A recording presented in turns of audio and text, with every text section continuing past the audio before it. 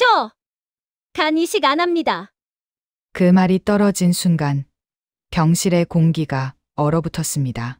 2024년 겨울 저녁, 은호의 입술은 단단히 굳어 있었고 고성이의 눈동자는 서서히 뒤틀린 분노로 물들어갔습니다.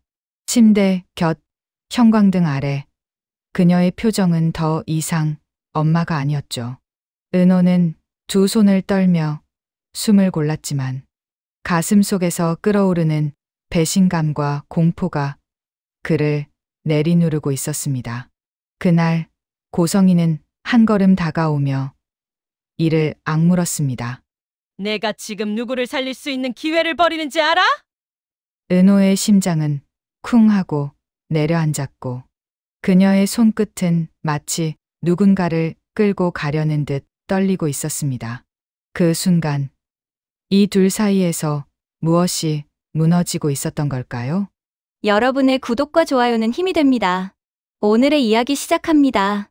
지완, 오빠, 렌터카로 위치 추적기 잘 따라가도록 하자. 박영나의 목소리가 휴대전화 너머로 들려왔어요. 불안하면서도 확신의 찬 목소리였죠. 영나는 이어서 말했습니다. 엄마가 지난번에 들른 병원에서 잠복하고 기다리면 뭔가 알아낼 수 있을 것 같아요. 여기에 우진 오빠가 있는 것 같거든요. 영나의 말은 단순한 의심이 아니었어요. 이미 여러 조각의 정황들이 맞물려 완성된 결론처럼 들렸습니다. 박성재는 전화를 받으며 눈썹을 찌푸렸어요. 영나가 보낸 별장 주소와 우진이 입원해 있다는 병원 주소를 다시 보며 뭔가 이상하다는 느낌을 지울 수 없었죠. 박성재는 그 순간 이 일이 단순한 가족 문제가 아니라는 사실을 직감했습니다. 박성재는 부사장 승진 후 처음 출근한 사무실에서 서류를 정리하다가 영나가 보낸 주소를 다시 확인했어요. 그리고 조용히 책장 안쪽에서 가온 재단 서류철을 꺼내 들었습니다. 두꺼운 서류철을 펼치자 예산 흐름과 지출 내역들이 빼곡히 적혀 있었어요. 성재는 손가락으로 항목들을 하나씩 짚어가며 확인했습니다. 비밀 별장 구입건? 성재의 눈이 멈춘 곳에는 익숙하지 않은 금액 단위와 용도 불명의 지출 내역이 보였어요. 그 숫자들은 영나가 보낸 별장 주소와 묘하게 맞물렸습니다. 성재는 천천히 고개를 끄덕이며 중얼거렸어요. 이게 고성희 이사장님의 개인 계좌로 흘러갔다는 건가? 재단 자금이 정당한 용도가 아닌 곳으로 빠져나갔다는 증거가 눈앞에 펼쳐지고 있었죠. 성재는 그 순간 고성희 이사장님이 재단 자금을 어디로 흘렸는지 추적해야겠다고 마음먹었습니다. 같은 시각 지은호는 고성희 이사장님이 인테리어를 맡겼다던 그 건물 앞에 다시 섰습니다. 문패가 바뀌어 있었고 낯선 이름이 적혀 있었어요. 은호는 근처 부동산에 들어가 물었습니다. 이 건물 2달 전까지 공실이었던 거 아니에요? 부동산 중개인은 고개를 저으며 대답했어요. 아니요. 2달 전에 이미 다른 분에게 계약됐어요. 장기 계약이라 지금도 그분이 쓰고 계시고요. 은호는 그 말을 듣는 순간 머릿속이 하얘졌습니다. 고성희 이사장님이 자신에게 인테리어를 맡긴다고 했을 때 그 건물은 이미 다른 사람 소유였다는 뜻이었어요. 은호는 부동산을 나와 길 한가운데 멍하니 섰습니다. 정순이 엄마가 했던 말이 귓가에 맴돌았어요. 너는 버려진 아기였기 때문에 입양될 수 있었던 거야. 고성희 이사장님이 처음 자신에게 다가왔던 순간 병원에서 보였던 눈물, 세 식구가 함께 살자던 애원 같은 말들이 파노라마처럼 스쳐 지나갔습니다. 그 모든 장면이 하나의 거짓 퍼즐처럼 연결되며 이 접근이 우연이 아니었다는 사실을 깨닫게 했죠. 은호는 그 자리에서 멈춰 선 채 자신이 정말로 버려진 딸이었다는 사실을 차갑게 받아들이기 시작했습니다. 고성희 이사장님은 조용한 집무실에서 와인잔을 손끝으로 천천히 굴리며 비서를 불렀습니다. 창밖으로 보이는 서울 야경이 화려하게 빛나고 있었지만 고성이의 얼굴에는 묘한 긴장감이 흐르고 있었어요. 비서가 들어오자 고성이는 차갑게 말했습니다. 지은호 팀장에게 간 이식 날짜를 잡았다고 통보해. 이제 곧이야. 우진이가 살 수 있어. 비서는 고개를 끄덕이며 나갔지만 고성이는 여전히 와인잔을 내려놓지 않았어요. 그녀는 잔을 입술에 가져가며 중얼거렸습니다. 우진아, 엄마가 널 살릴 거야. 어떤 대가를 치르더라도. 그 말투에는 모성애보다 오히려 확신에 가까운 집착이 배어 있었죠. 같은 시각 박영란은 정략결혼 상대인 이상훈의 과거를 담은 탐정 보고서를 책상 위에 펼쳐두고 숨을 고르고 있었습니다.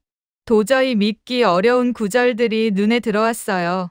과거 여성들에게 낙태를 종용했던 기록, 책임을 회피했던 비겁한 행동들이 빼곡히 적혀 있었습니다. 영란은 그 문장을 보는 순간 입을 틀어막으며 구토를 참아야 했어요. 이런 사람과 결혼을 하라고? 영란은 손을 떨며 보고서를 덮었습니다. 분노가 치밀어 올랐죠. 엄마인 고성희 이사장님이 이런 사람을 정략결혼 상대로 골랐다는 사실이 믿기지 않았어요. 영란은 책상에 주먹을 내리치며 이를 악물었습니다. 이젠 더 이상 엄마 말을 들을 수 없어. 영란은 그 분노와 절망 속에서 단단히 결심했습니다. 엄마를 추적해 수상한 행동의 증거를 확보하고 그 증거로 정략결혼을 깨뜨리겠다고요. 박성재는 가온 재단에 이중 장부를 모두 펼쳐놓고 흐린 숫자들의 패턴을 슬라이드처럼 넘기기 시작했습니다. 기부금에서 빠져나간 금액, 비밀 별장이라는 목적, 그 돈이 고성희 이사장님의 개인 영역으로 흘러간 정황들이 하나씩 드러났어요. 성재는 손가락으로 장부 위의 숫자들을 짚어가며 확인했습니다. 이 금액이 별장 구입 자금으로 쓰였다는 건가? 모든 조각이 딱 맞아 떨어졌습니다. 재단 기부금이 고성희의 사적인 용도로 횡령되었다는 명백한 증거였죠.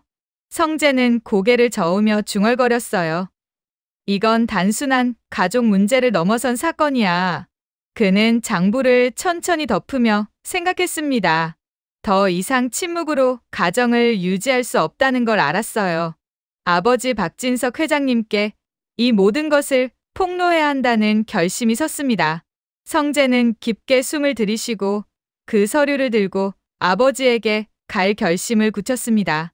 지은호는 깊은 밤 사무실 책상 앞에서 고성희 이사장님과 있었던 모든 장면을 떠올리고 있었습니다. 눈물, 애원, 다정했던 말들이 하나씩 스쳐 지나갔어요. 그 모든 감정들이 이제는 진심인지조차 의심스러워 은호의 마음을 가볍게 흔들고 있었죠.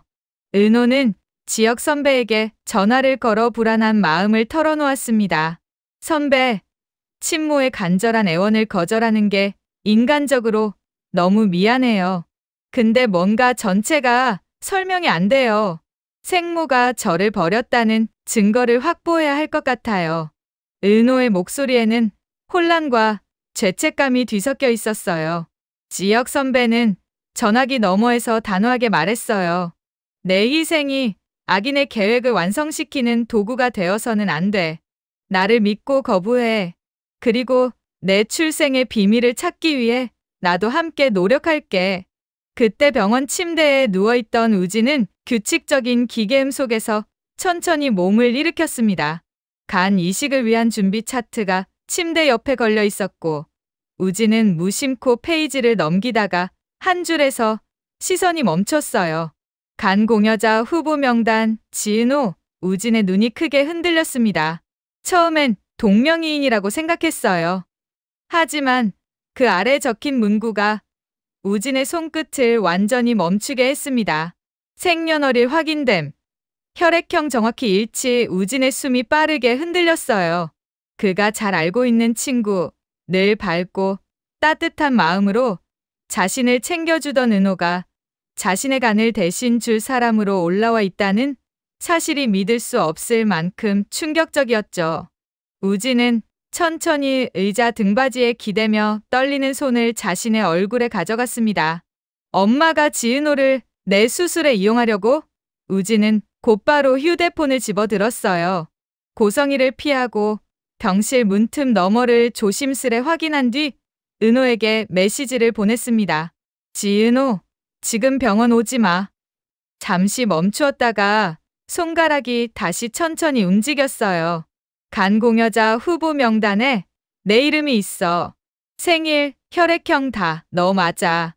그리고 마지막으로 가장 절박한 문장을 덧붙였습니다. 내 간 필요 없어. 제발 오지 마.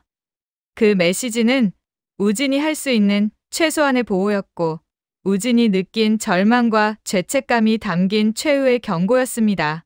한편 지역 선배와 전화 중이던 은호는 휴대폰이 진동하며 우진의 이름이 화면에 떠오르자 전화를 잠시 멈추고 문자를 열어보았어요. 간공여자 후보 명단에 내 이름이 있어. 생일, 혈액형 다 너 맞아. 절대 오지 마. 은호는 숨이 멎는 듯 했습니다. 우진이가 그분의 아들이었다는 말이야? 지역 선배는 전화기 너머에서 다급하게 물었어요. 은호야, 무슨 일이야? 무슨 일 생긴 거야? 하지만 은호는 말을 잇지 못했습니다.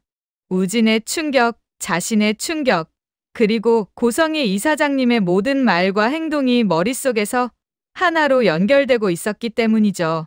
선배, 저 이제 거의 다 알 것 같아요. 그 말은 은호의 마지막 흔들림이 완전히 꺾여나가는 순간이었습니다. 은호는 문자를 읽는 순간 손에서 휴대폰이 살짝 흔들렸고 지역 선배의 조언을 따르기로 확신했습니다. 그러나 그 시각 병원에서는 고성희가 병실 문을 닫고 우진의 침대 곁으로 다가왔습니다. 책상 위에는 간이식 수술 일정표와 우진의 상태를 적은 서류가 놓여 있었죠. 우진아, 왜 엄마 말도 안 듣고 몰래 은호한테 연락을 하니? 그 아이가 오빠 살려야지. 우리 가족이 살려면. 그러나 우진은 차갑게 고개를 돌린 채 말을 끊었습니다. 엄마, 이제 그만해. 고성희가 당황한 표정으로 다가오자 우진은 침대 난간을 붙잡고 떨리는 목소리로 소리쳤어요. 엄마의 욕심 때문에 내 동생을 이용하려는 폐륜을 내가 어떻게 받아들여. 고성희의 얼굴이 굳었습니다. 우진아, 이건 다 가족을 살리려는. 하지만 우진은 단호했어요. 가족을 살리려면 다른 가족 하나를 죽여도 돼. 그게 엄마가 말하는 가족이야? 말끝이 떨렸지만 그 눈빛만은 누구보다 뜨거웠습니다.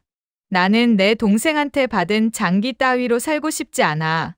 고성희는 말을 잃고 우진을 바라보기만 했어요. 우진이 태어나 처음으로 어머니에게 등을 돌린 순간이었죠. AP그룹 사장실은 새벽 햇빛이 막 스며드는 시간에도 불이 꺼지지 않았습니다. 지역 선배는 서류들을 정리하며 깊은 숨을 내쉬었어요. 이미 모든 공식 루트는 막혀 있었고 정상적인 방식으로는 우진의 수술 기회를 구할 수 없다는 결론에 이제야 도달한 것이었죠. 그때 책상 맞은편에서 조용히 타자를 치던 네트워크 전담 직원 철민이 고개를 들었습니다. 한때 화이트 해커였다가 지역 선배의 인재 스카우트로 AP그룹에 들어온 인물이었어요. 지역 선배는 자리에 앉아있는 철민에게 천천히 극비 파일을 내밀었습니다. 철민 씨, 내가 지금부터 말하는 건 회사 프로젝트도 아니고 보고서로 남길 일도 아닙니다. 철민은 긴장감 섞인 표정으로 자세를 고쳤어요. 대표님, 무슨 일입니까? 지역 선배는 낮고 단단한 목소리로 말했습니다. 해외 간 공여자 대기 리스트는 정상 경로로 접근하면 최소 6개월 이상이 걸립니다. 하지만 우회 경로로 진입해 가능 여부만 확인할 수 있다면 한 생명을 살릴 수 있어요. 철민의 손가락이 잠시 멈췄습니다. 이것이 얼마나 위험한 제안인지 단번에 이해했기 때문이었죠. 지역 선배는 말을 이었어요. 나는 불법적인 이식 거래를 하자는 게 아닙니다. 단지 조건이 맞는 공여자가 해외에 있는지 확인만 하고 싶습니다. 살릴 수 있는 생명이 눈앞에 있는데 그냥 두고 볼 순 없어서요. 잠시 정적이 흘렀어요. 그리고 철민은 천천히 고개를 끄덕였습니다. 대표님이 왜 이 일을 제게 맡기는지 알겠습니다. 생명을 살리는 일이라면 저도 책임지겠습니다. 돕겠습니다. 지역 선배의 어깨가 아주 미세하게 풀렸습니다. 그는 처음으로 누군가에게 숨겨둔 절박한 마음을 나눌 수 있었던 것이었습니다. 그 시각 영란은 이지환을 단독으로 불러냈습니다. 손에는 그동안 탐정을 고용해받은 USB 하나가 쥐어 있었죠. 그 안에는 지금껏 혼자 모아온 이상훈의 낙태 은폐 증거 파일이 모조리 담겨 있었습니다. 지환은 파일을 열어보다가 순간 주먹을 꽉 쥐었어요. 숨이 흔들릴 정도로 분노가 치밀었죠. 영라야, 이런 사람에게 너를 맡기라고? 내 인생을 이런 인간한테 넘기라고? 도저히 안 되겠다.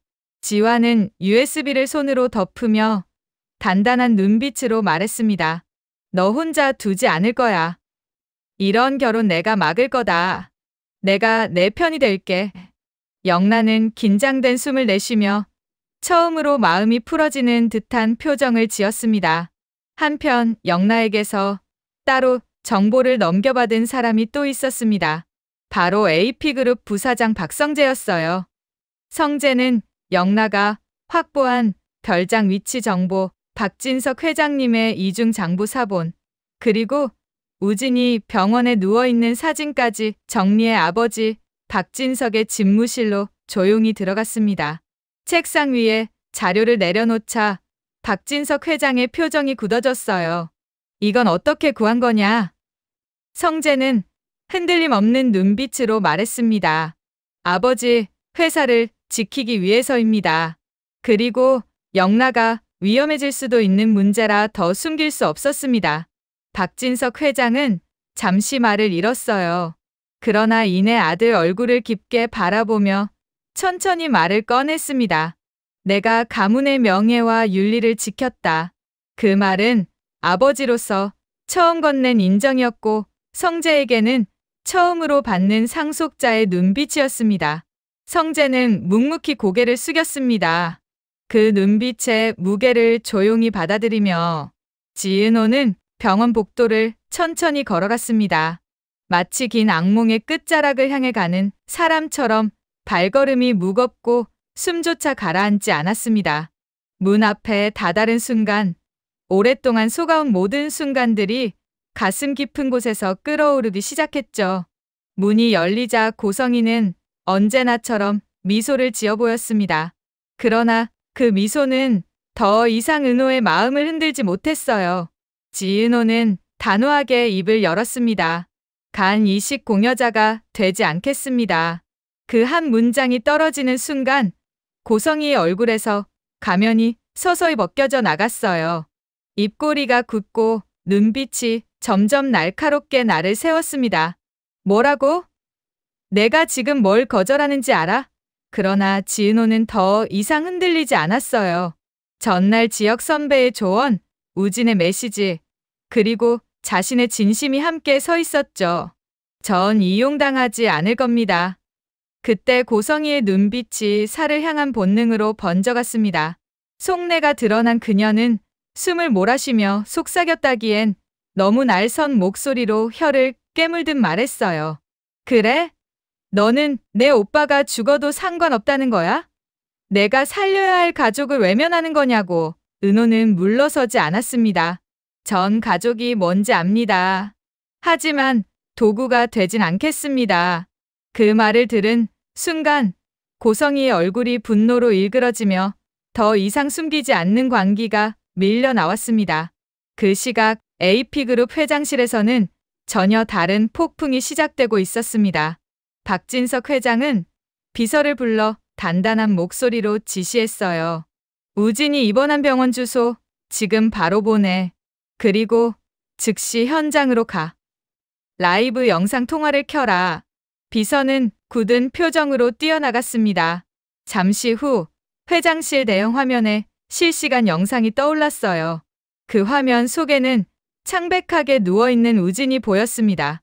그리고 그 옆에서 머리카락을 쥐어뜯고 발작적으로 무언가를 소리치며 난동을 부리는 고성이의 모습이 그대로 잡혀 있었어요. 고성이, 너 대체 지금?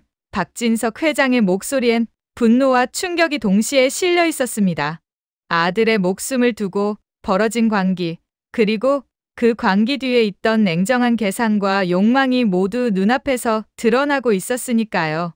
이 지역의 사장실에는 전 세계 지도가 모니터에 펼쳐지고 철민이 마지막 통신 암호를 점검하고 있었습니다. 철민이 침착하게 보고했어요. 이 지역 대표님 해외 지사 네트워크 연결 모두 정상입니다. 공여자 후보와의 직통 라인 확보 가능성 있습니다. 그때 문이 열리며 성재가 들어왔습니다. 숨을 가볍게 고르며 말했어요. 지여가, 해외 지사팀 대기 끝났다. 내가 통로 정리해놨어. 지역은 고개를 들며 짧게 대답했습니다. 좋아. 성재야, 지금부터 작전 들어간다. 철민이 바로 키보드를 두드렸고 세계 각국의 네트워크 라인이 한순간에 불꽃처럼 연결되었어요. 연결 완료. 지금 바로 공여자 후보와 접촉합니다. 이 지역은 화면을 응시하며 단호하게 말했습니다. 그래. 우리가 살릴 수 있을 때 무조건 살린다. 병실 안에 무거운 침묵이 내려앉았습니다. 고성이는 은호의 거절을 믿을 수 없다는 듯 침대 난간을 움켜쥐고 몸을 떨기 시작했어요. 말도 안 돼. 내가 감히 내 아들을 죽이겠다는 거야. 그녀의 얼굴에서 평소의 우아한 가면은 온데간데 없이 사라졌습니다. 충혈된 눈, 떨리는 입술, 목소리엔 날카로운 비명이 섞여 나왔죠. 은호야, 제발 부탁이야. 오빠를 살릴 수 있는 사람은 너밖에 없어. 내가 해줘야 해. 꼭. 그러나 애원은 곧 협박으로 돌변했습니다. 거부한다면 넌 더 이상 내 딸이 아니야. 어떻게 감히 날 배신해. 내가 여기까지 온 게 다 누구 때문이라고 생각해. 고성이는 말이 끝나기가 무섭게 은호를 향해 달려들었어요. 내가 감히 내 아들을 포기해. 비켜. 당장 수술실로 가. 은호는 그 순간 숨이 막혀 뒤로 휘청거렸습니다. 바로 그 순간 복도에서 상황을 지켜보던 지역 선배가 급히 문을 열고 들어왔습니다. 이사장님, 이제 그만하십시오. 하지만 고성이는 지역 선배의 제지 따윈 들리지 않는다는 듯 은호에게 손을 뻗었어요. 지역 선배는 순식간에 은호 앞으로 몸을 던져 고성이의 팔을 단단히 붙잡았습니다. 고성이가 비틀거리며 소리쳤어요. 당신이 뭔데 끼어드는 거야. 우리 가족이래. 지역 선배의 눈빛은 어느 때보다 차갑고 단호했습니다.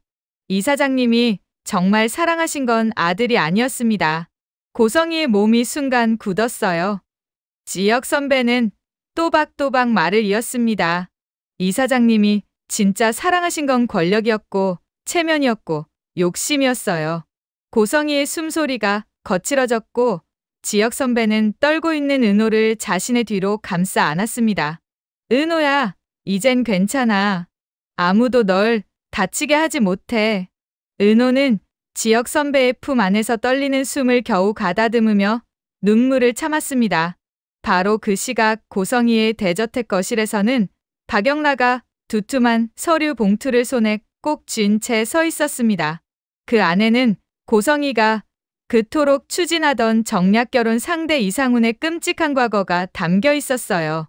낙태 강요, 전 여자친구 폭행, 모든 증거가 낱낱이 기록되어 있었죠. 영란은 그 서류를 거실 탁자 위로 내던졌습니다. 이제 끝이에요. 고성이가 놀란 표정으로 다가왔어요. 영란야, 그게 무슨... 하지만 영란은 더 이상 흔들리지 않았습니다. 그녀는 고개를 들고 단호하게 말했어요. 저에 대한 집착 여기서 끝내세요. 엄마가 원하는 정략결혼 같은 건 절대 없을 겁니다. 영란은 코트를 걸치고 문을 향해 걸어갔습니다. 저는 화실에서 제 인생을 살 거예요. 엄마가 그리는 인생은 더 이상 제 것이 아니에요. 발소리가 저택복도에 울려 퍼졌고 영란은 단 한 번도 뒤를 돌아보지 않았습니다. 영라가 향하는 새로운 길 위에는 화실의 따뜻한 불빛만이 그녀를 기다리고 있었습니다. 밤 공기는 유난히 차갑고 고요했습니다. 병원 본관 위로 켜진 붉은 응급실 표시등이 누군가의 생사를 지켜보듯 조용히 깜박이고 있었어요. 해외에서 공수된 긴급 간 이송팀이 차량에서 아이스박스를 조심스럽게 내려 중환자동 수술실로 향했습니다. 그들의 표정은 무겁고 단단했어요. 한 생명을 살리기 위한 마지막 미션이 이제 막 결실을 맺으려는 순간이었으니까요. 우진의 이식 수술이 시작되자 수술실 앞 복도는 숨조차 무거워졌습니다. 지역 선배는 의자에 앉아 두 손을 모은 채 한순간도 시선을 떼지 못하고 수술실 문을 응시했어요. 옆자리에 앉은 은호는 손을 꼭 쥔 채 떨리는 숨을 감추고 있었습니다. 지역 선배, 우진이 괜찮을까요? 지역 선배는 짧게 고개를 끄덕였지만 눈빛만큼은 누구보다 초조했어요. 은호야, 우진이는 이겨낼 거야. 여기까지 온 것도 전부 우진이가 버텨냈기 때문이잖아. 은호는 긴장을 떨쳐내려 입술을 살짝 깨물었지만 불안은 쉽게 가라앉지 않았습니다. 수술실 위에 등불이 잠깐 깜박이다 다시 켜졌고 그 짧은 순간조차 두 사람의 심장을 짓눌렀습니다. 바로 그 시각 AP그룹 회장 박진석의 대저택 거실에서는 전혀 다른 폭풍이 휘몰아치고 있었습니다. 박진석 회장은 비서에게 두툼한 서류철을 건네며 차갑게 지시했어요. 횡령 보고서 정리해. 그리고 이혼 서류도 즉시 준비하게. 비서는 깜짝 놀랐지만 회장의 단호한 표정 앞에서 아무 말도 못하고 고개를 숙였습니다. 박진석 회장은 눈앞에 쌓인 고성이의 명품 가방, 옷까지 개인 물품들을 가리키며 말했어요. 전부 치워. 오늘 안으로 모두 정리해서 내보내도록. 그의 얼굴에는 미련도 분노도 아닌 더 이상 용납할 수 없다는 차갑게 닫힌 결단만이 남아 있었습니다. 가문의 명예를 더럽힌 자에게 두 번째 기회는 없어. 짐을 정리하는 소리만이 텅 빈 대저택 복도를 길게 울려 퍼졌습니다. 한편 어스름이 내린 거리 한편에 조용히 불이 켜진 작은 화실이 있었습니다. 그곳에서 영란은 긴 하루를 마치고 작은 캔버스 앞에 서 있었어요. 손에는 붓을 들고 있었지만 그림은 좀처럼 채워지지 않았습니다. 그때 문을 두드리는 소리가 조심스럽게 들렸어요. 영라야, 나야. 이지환. 영란은 놀라 고개를 들었고 문을 열자 지환의 따뜻한 미소가 그녀의 긴장된 마음을 조금씩 녹여주었습니다. 지환은 자신이 가져온 따뜻한 음료를 건네며 부드럽게 말했어요. 이제 아무도 너를 조종할 수 없어. 그 말에 영라의 눈빛이 크게 흔들렸습니다. 지환은 계속 말을 이었어요. 오늘 내가 내린 결단은 누구도 쉽게 못하는 일이야. 넌 이제 너만의 삶을 살 준비가 된 거야.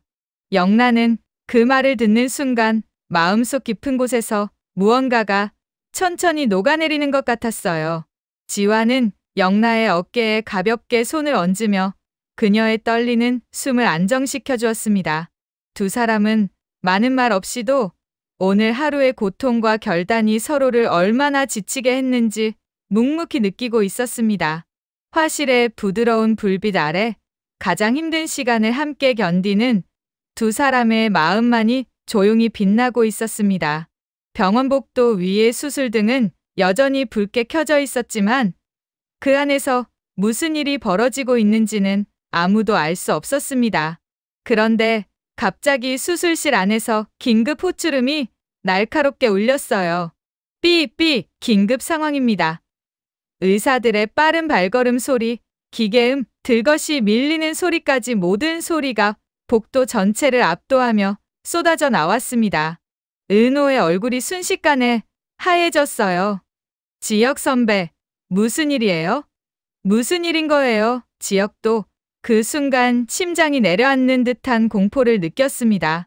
그러나 그는 은호의 손을 자신도 놀랄 만큼 강하게 붙잡았어요. 은호야, 괜찮을 거야. 우진이는 버틸 거야. 우리 여기서 흔들리면 안 돼. 하지만 말과 달리 지역의 손도 떨리고 있었습니다. 두 사람의 손이 꼭 맞닿은 채 차갑게 얼어붙은 복도에서 둘의 절망이 조용히 끓어오르고 있었죠. 수술실 문이 열릴 듯 말 듯 흔들릴 때마다 둘의 호흡은 거칠어졌습니다. 긴급 호출음은 마치 오래된 비극을 예고하는 경고처럼 복도 전체를 울리고 있었습니다. 바로 그 시각 AP그룹 회장 박진석의 대저택 거실에서는 한때 화려했던 고성이의 짐들이 무력하게 바닥에 널려 있었습니다. 박진석 회장은 비서에게서 건네받은 두툼한 서류철을 들고 고성이 앞에 천천히 섰어요. 서류 안에는 이혼 서류, 횡령 조사 자료, 그리고 가문에서의 연구 추방 명령서까지 모두 담겨 있었습니다. 읽어보시오. 고성이는 떨리는 손으로 서류를 넘기며 얼굴이 점점 굳어갔어요. 박진석 회장은 그녀의 무너져가는 표정을 보며 단단하게 말을 던졌습니다. 당신은 아들을 살리는 모성마저도 범죄와 야망으로 더럽혔소. 고성이의 숨이 멈춘 듯 흔들렸어요. 박진석 회장은 마지막 결정을 고지하듯 말했습니다. 당신은 더 이상 내 아내가 아니오.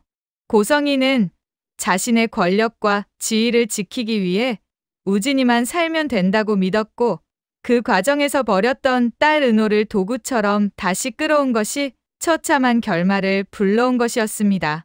고성이의 손에서 서류가 힘없이 바닥으로 떨어졌습니다.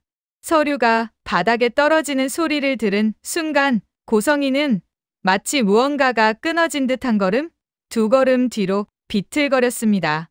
안 돼, 안 돼. 이럴 리 없어. 이럴 리가. 그녀는 손으로 머리를 감싼 채 온몸을 흔들며 울부짖었어요. 내가 뭘 잘못했는데. 난 내 아들을 살리려고 했을 뿐이야. 왜 나만. 그러나 누구도 그 울부짖음에 대답하지 않았습니다. 대저택은 마치 그녀를 거부하듯 차갑고 고요했어요. 고성이는 눈물과 번진 화장으로 얼룩진 얼굴로 집안 곳곳을 바라보다가 마침내 결단하듯 외투를 움켜쥐었습니다. 다 줘. 재산도 이름도 다 가져가. 그리고 문을 박차고 나가며 마지막처럼 비명을 터뜨렸어요. 나 절대 끝 안 나. 끝 아니야. 그러나 그 비명은 커다란 대문이 닫히며 서서히 차단되어 갔습니다. 어둑한 밤 공기 속에서 고성이의 실루엣은 작고 흔들리는 그림자처럼 비극적으로 멀어져 갔어요. 클로즈업으로 남은 것은 그녀의 눈동자에 가득한 믿을 수 없는 배신과 광기, 그리고 끝내 되돌릴 수 없는 어머니의 몰락이었습니다. 긴급한 수술과 폭풍 같은 하루가 지나고 우진의 수술이 성공적으로 마무리되었다는 소식이 조용한 병원 복도에 전해졌습니다. 수술실 문이 천천히 열리자 지역과 은호는 거의 동시에 숨을 들이켰어요. 수술은 성공적입니다. 환자분, 고비를 잘 넘겼어요. 의사의 말이 끝나기도 전에 지역은 은호를 끌어안았습니다. 은호야, 우리 해냈어. 그의 목소리는 떨리고 있었지만 오랜 절망 끝에서 건져 올린 희망처럼 따뜻했어요. 은호는 두 손으로 얼굴을 가리며 숨을 몰아쉬었습니다. 정말 고마워요. 우진이가 살았다는 게. 지역은 그녀의 어깨를 감싸며 조용히 말했어요. 내 용기가 한 사람의 생명을 살린 거야. 정말 잘했어. 두 사람은 수술실 앞에서 긴장과 안도 그리고 깊은 감정으로 조용히 서로를 붙잡고 있었습니다. 밤이 깊어 집으로 돌아온 지역은 문을 열자마자 어둑한 거실에 앉아있는 한 사람을 발견했습니다. 아버지, 상철은 조용히 일어섰어요. 불은 켜지지 않았지만 그 얼굴에 흐르는 감정은 뚜렷했습니다. 우진이 수술 잘 끝났다 들었다. 상철은 지역의 코트를 받아들며 말했어요. 지역아, 오늘 내가 한 일을 아버지가 다 봤다. 지혁은 말없이 고개를 숙였습니다. 상철은 한 걸음 다가와 아들의 어깨를 두 손으로 감쌌어요. AP그룹 인수도 큰일이었지만 오늘 내가 보여준 건 기업인의 성공을 넘어서 한 인간이 보여줄 수 있는 가장 큰 용기였다. 지혁의 호흡이 잠시 멈췄습니다. 상철의 목소리는 오래 참아온 감정이 서서히 녹아내리는 듯 부드러웠어요. 너를 정말 자랑스럽게 생각한다. 아버지로서도 한 사람으로서도 정말 존경한다. 지혁은 더 이상 감정을 숨길 수 없었습니다. 감사합니다, 아버지. 상철은 조용히 아들을 끌어안았어요. 오랜 시간 쌓여온 오해와 서운함이 그 순간 아무 말 없이 풀려갔습니다. 지혁아, 무거운 일 있으면 이제는 아버지한테도 기대라. 그 말에 지혁의 눈가가 조용히 붉어졌습니다. 며칠 뒤 AP그룹 이사회가 열렸습니다. 이미 부사장 직함을 달고 있는 박성재가 차분한 자세로 회의실 중앙에 섰어요. 박진석 회장은 천천히 자리에서 일어나 아들을 바라보았습니다. 성재야, 내가 이번 일에서 보여준 판단, 그리고 가문의 윤리를 지키기 위한 노력을 모두 똑똑히 보았다. 임원들의 시선이 일제히 모였어요. 너는 이제 우리 가문의 미래를 맡길 수 있는 사람이다. 잠시 정적이 흐른 뒤 박진석 회장의 선언이 울려 퍼졌습니다. 오늘부로 차기 총수 후보군으로 공식 검토에 들어간다. 성재는 숨을 고르고 아버지를 향해 고개 숙여 답했어요. 아버지, 그리고 이사회 여러분, 가문의 명예를 절대 더럽히지 않겠습니다. 박진석 회장은 아들의 어깨에 손을 올리며 말했습니다. 흔들리지 마라. 내가 걸어가는 길이 곧 우리 가문의 길이다.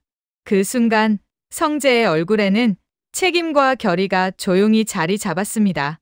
박영란은 한동안 묵혀둔 스케치북을 조용히 펼쳤습니다. 고성이의 집에서 벗어나 처음 맞는 자유로운 새벽이었어요. 창문을 연이 차가운 바람이 불어왔지만 그 바람조차도 더 이상 두렵지 않았습니다. 그때 휴대전화가 울렸어요. 디스플레이에는 익숙한 이름, 네이로 웹툰 스튜디오.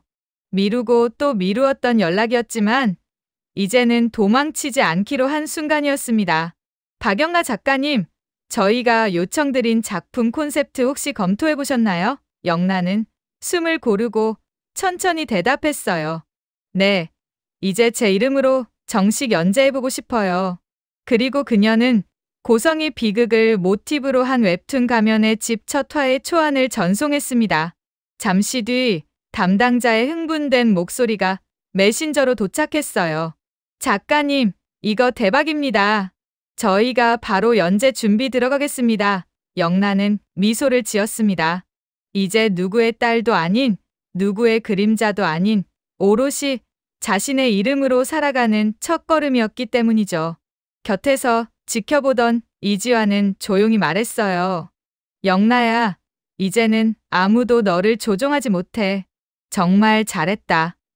영나는 말없이 고개를 끄덕이며 자신만의 새로운 세계로 한 발 나아갔습니다. 반면 고성이는 작은 원룸에 홀로 앉아 있었습니다. 가구라곤 작은 침대 하나, 낡은 책상 하나뿐인 공간이었어요. 그녀의 손에는 세월의 바랜 작은 쌍둥이 사진이 들려 있었습니다. 은호와 우진이 함께 웃고 있던 아주 오래전의 모습이었죠. 고성이는 흐릿한 눈빛으로 사진을 어루만졌어요. 미안하다. 엄마가 너무 미안하다.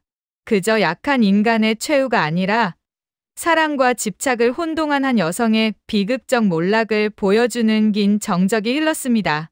고성이의 독백은 아무도 듣지 못한 채 작은 방 안에서 사라져갔습니다. 며칠 뒤 지혁은 은호를 한적한 공원 벤치로 데려갔습니다. 밤하늘에는 겨울 별빛이 은은하게 번지고 있었고 공원의 가로등 불빛이 두 사람의 그림자를 길게 느렸죠. 은호가 의아한 표정으로 물었어요. 지혁 선배, 왜 갑자기 여기로? 지혁은 숨을 고르고 주머니에서 작은 반지를 꺼냈습니다. 은호야. 그의 목소리는 처음으로 모든 망설임이 사라진 사람의 그것이었어요. 우리가 함께 만들 가족은 피로 묶인 가족이 아니라 선택과 정의로 세워지는 가족이어야 해. 은호의 눈이 커졌습니다. 지혁은 반지를 내밀며 말했어요. 나랑 함께 새로운 가족을 만들어줄래? 은호는 떨리는 손으로 입을 가렸습니다. 눈물이 차오르고 있었지만 그 눈물 속에는 슬픔보다 훨씬 커다란 희망이 담겨 있었어요. 네, 지혁 선배. 두 사람은 서로를 끌어안고 조심스럽게 입을 맞췄습니다. 오랜 고통의 세월 끝에 찾아온 따뜻한 결말이었죠. 한편 성재는 AP그룹 사옥 앞에서 조용히 하늘을 올려다보았습니다. 부사장으로서 그리고 미래의 후계자로서 스스로에게 다짐을 되뇌었어요. 흔들리지 말자. 내가 지킬 건 이제 분명해졌다. 도시의 불빛이 그의 결의 위로 조용히 내려앉았습니다. 여러분, 지은호와 지혁은 결국 피가 아닌 선택으로 진정한 가족을 만들어냈습니다. 고성이는 욕심과 집착 때문에 모든 것을 잃었지만 은호는 용기를 내어 자신의 길을 선택했어요. 박영란은 엄마의 그림자에서 벗어나 자신만의 이름으로 새로운 시작을 했고 박성재는 가문의 진정한 후계자로 우뚝 섰습니다. 이지혁과 아버지 상철은 오랜 갈등을 풀고 서로를 진심으로 이해하게 되었죠. 화려한 날들의 이야기는 우리에게 묻습니다. 진정한 가족이란 무엇인가? 피로 이어진 관계인가? 아니면 서로를 존중하고 선택하는 사랑인가? 여러분은 어떻게 생각하시나요? 오늘 이야기가 마음에 와닿으셨다면 구독과 좋아요로 응원해주세요. 시청해주셔서 감사합니다. 지금까지 드라마 예고쇼였습니다.